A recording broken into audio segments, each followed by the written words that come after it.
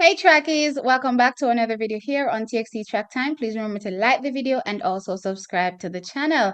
Now trackies, the Brussels Diamond League start list have dropped. Yes, and yes, I'm a bit sad because it indicates to me that the track and field season is literally coming to an end. This is the penultimate Diamond League city that we'll be heading to, Brussels. Then we have Eugene, which is the finals, which tells me that the track and field season is coming to an end. So yes, I'm not particularly excited about that fact, but I'm still excited to see the events nonetheless. So today we're going to kick things off with the spicy women's 100 meters. And the reason why it's spicy to me is because there's a lot online for two particular Jamaican athletes that line up in this women's 100 meters. So to kick things off, yes, I'm starting with the women's 100 meters and I'm going to share my screen and we're going to talk about this lineup and what could potentially happen. And again, the stakes that are very high right now in this field. So off the bat, I hope you guys can see my screen. You'll be able to see Dina Asher-Smith from Great Britain is right here. Then we also have Gina Bass from Gambia. We have Tamara Clark from the United States of America. We have Sasha Lee Forrest from none other than Jamaica. We have Zoe House from New Zealand. We have Natasha Morrison also from Jamaica. We have Rani Rosios from Belgium. I apologize. I think I butchered that, but anyway, Rani Rosios from Belgium, and we have Elaine Thompson Hira also from Jamaica. Now, I'm very, very excited, I said, about this field, and I do believe there's a lot on stake. And first and foremost, what I want to do, track is just get rid of the people that I don't think will figure in top 3/4, right? So I'm looking at Dina, I'm looking at possible Tamara, I'm looking at Sasha, no, well, not Sasha Lee. I'm looking at Natasha, and I'm looking at Elaine. Those I believe are the athletes that could potentially fall in top 4 in this field. All right. So with that said, persons really outside the top 4. I'm not really going to delve into that too much in this field, but yeah. So as it stands right now, Chucky, the stakes are very high for, as I said, two Jamaican athletes in this race. And the two in particular that I'm speaking of is Elaine Thompson Hira and Natasha Morrison. Now, why am I saying the stakes are high for these two athletes? Well, if we go back to the standings, and these are the point standings for the women's 100 meters to get into the final in Eugene, we will see that there is Natasha Morrison sitting there on 7 points and Elaine Thompson Hira sitting there on 6 points. Based on how this is looking, track is Natasha Morrison has a very, very solid shot of making it into the finals at Eugene. Yes, now Dina Asher-Smith has already booked her spot based on points. She's sitting on 18 points. So the only two people in this field that I believe will be able to challenge for a spot again is both Natasha Morrison and Elaine Thompson Hira, one on 6 points and the other one on 7 points. Now let me go back to this women's 100-meter field and look at, their current form and see, how these athletes will potentially place in this field. So again, we have Dina, that's in my top 3/4. We have Tamara Clark, we have Natasha Morrison, I said Elaine Thompson Hira. Now, when we talk about Dina Asher-Smith, she hasn't been impressing me, not gonna lie, in these last few races. So I'm not sure which version of Dina we're going to get. Is it a better Dina than we saw at the World Championships? That Dina, was only able to, muster up 11 seconds at her fastest at the World Championships. Now, in light of that performance, we go to, Natasha Morrison that also dropped 11 seconds. This would be her fastest time since, her sub 11 at the trials. So Natasha Morrison is currently, in my opinion, in that 11 second shape. And if we consider the conditions that all the athletes were running under in Zurich, then Natasha's 11 seconds, just like Elaine's, could be potentially a sub 11 because again, it was very, very cold. Plus they ran into a negative wind. So trackies, again, for me, Natasha looks, based on most recent form or recent shape, looks to be in much better shape than Dina Asher-Smith. Now we also have Elaine Thompson Hira that lines up here as well. Now Elaine Thompson Hira sits on 6 points and she has now recently dropped a 10.92 seconds. Also not under the best conditions when you talk about the track and everything else that was happening. So with that said, trackies, my top three could possibly go something like this. Now, it's very interesting because Natasha wants to win or place second. If Natasha wins or place second in this field, trackies, she will potentially, so if she places second like she placed in Zurich, she'll also be on 14 points. Right? Think about it. And then now, Elaine Thompson here can only win. She can only win trackies. And if she wins, then she also ends up on 14 points as well. Now, if Natasha Morrison wins, Natasha Morrison will end up on 15 points. And that will, push out everybody that is sitting on 14 points, including, well, Elaine wouldn't be on 14 points if she doesn't, win this race. But yeah, so if Natasha pulls off a win here, she definitely goes through to that finals because she will have 15 points, while that will close the door for pretty much everybody else.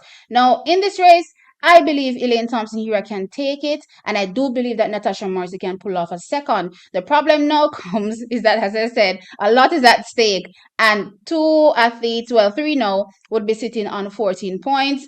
Who will be the ones that make it to the Diamond League finals? That's going to be a very interesting decision, and I think that Dean Asher Smith can pull third and Tamara Clark pull fourth in this field. Anyway, trackies, you all tell me in the comment section below, how do you think this will materialize as it relates to the women's 100 meters, and what is at stake for the two Jamaicans that could potentially make it to the finals in Eugene? I'm talking about Natasha Morrison and Elaine Thompson Hira. One has to absolutely win, and one has to absolutely win, and that one is Elaine Thompson Hira. And Natasha Morrison can come no worse than second if she wants to make it to the, again, finals in Eugene. Jackie, that's very, very interesting. But again, I'd love to see both athletes make it there.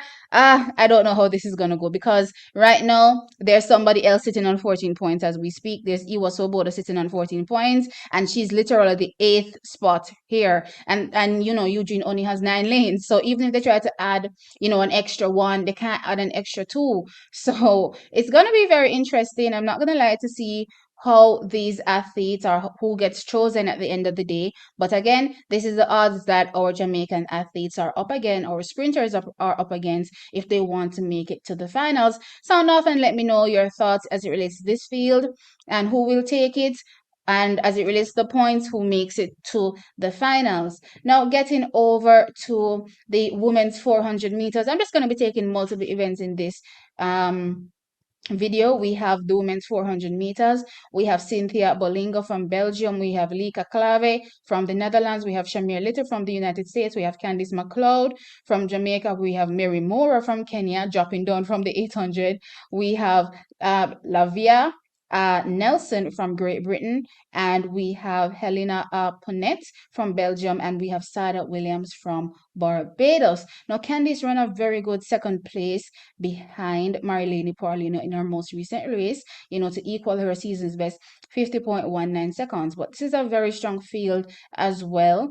So, and we're still talking about the bronze medalists from the World Championships being here in the women's 400 meters, plus also the silver medalist, from the women's 400-meter hurdles is also here, Shamir Little. So again, this is a very tough field, and these are all athletes that are dipped below 50 seconds. Then we have Lika Clave also having a fantastic year, and Cynthia Bolingo also dipping below 50 seconds so far this year. So this is going to be a very tough race for Candice Mcleod. I believe that she could potentially finish in top 3. But again, this is going to be a very, very fast race. Now, somehow, I could see Shamir Little taking it. I'm not going to lie. She gives me that vibes. So she always gives me that type of fighter mentality when she's in any race. So I could definitely see Shamir Little winning this race. And then, as it relates to the other placings, I'm probably still gonna say, even though she didn't have a really good race in her last outing, that's Sada Williams, still gonna give her a nod. And I'm gonna hope that Candice Mcleod can dip, because I was saying in her most recent race that she did, that she looked like she could potentially, run a sub 50 before the season ends. So hopefully this is the race for her, and she gets much faster again, and she'll be able to place in top 3. If not, then we will definitely see Lika Clave and also Cynthia Bolingo, finishing ahead of her in this field as it stands right now. Now I'm just going to jump over from the women's 400 meters us to the women's long jump. We have Tissana Hickling here. Now we also have Talia Brooks from the United States. We have John Fleur from the Netherlands. We have Roguso from France. We have Norvitz from Belgium, and we have Ivana Vuleta from Serbia. Now, Ivana jumped a massive 7.14 meters to win at the World Championships. This, for me, she has pretty much sewn up this field to take this win, absolutely, in my mind, no questions asked. Interestingly, this is not the best field as it relates to what they've all faced this season, because when you check the women's long jump at the World Championships, I'm talking about girls that were easily jumping, 6.9 meters, for the season. That's how good the field was this season. Plus, of course, there were 7-meter jumpers in the field. So again, a really strong field this season, but not lining up here. So I think Tissana can definitely pull off a second place here in this field. So I'm going to go, of course, Ivana Vuleta, and then Tissana Hickling rounds out second place. And then it's the jump. So anybody else is fine, right? So from there, I'm going to take a look at the women's shot put. We have Danniel Dodd that lines up here for Jamaica. Chase Ely is here as well. She threw a massive 20.43 to win at the World Championships. Maggie Ewan is here as well. So it's going to be a very, very tough field. Dongmo is here from Portugal as well. Wow, wow, wow. This is a very, very strong field. As it relates to Danniel Dodd, I think she can probably finish in top three. You know what I mean? If she throws her absolute best, I believe she can definitely finish in top three in this field. And you never know. Sometimes some of these athletes don't throw their best, so she may even place higher, than this. So far her season's best is higher than Dongmo's, just behind Maggie Wynn and of course Chase Ely. But again, that doesn't necessarily indicate that they will perform, like this at Brussels. So let's see how that goes. But I do believe Danniel can finish in top three in this field. Now, with that said, Trackies, let me stop sharing my screen. Please go ahead and sound off in the comment section below and let me know your thoughts. Like the video and of course subscribe. I'll catch you in the next one. Bye.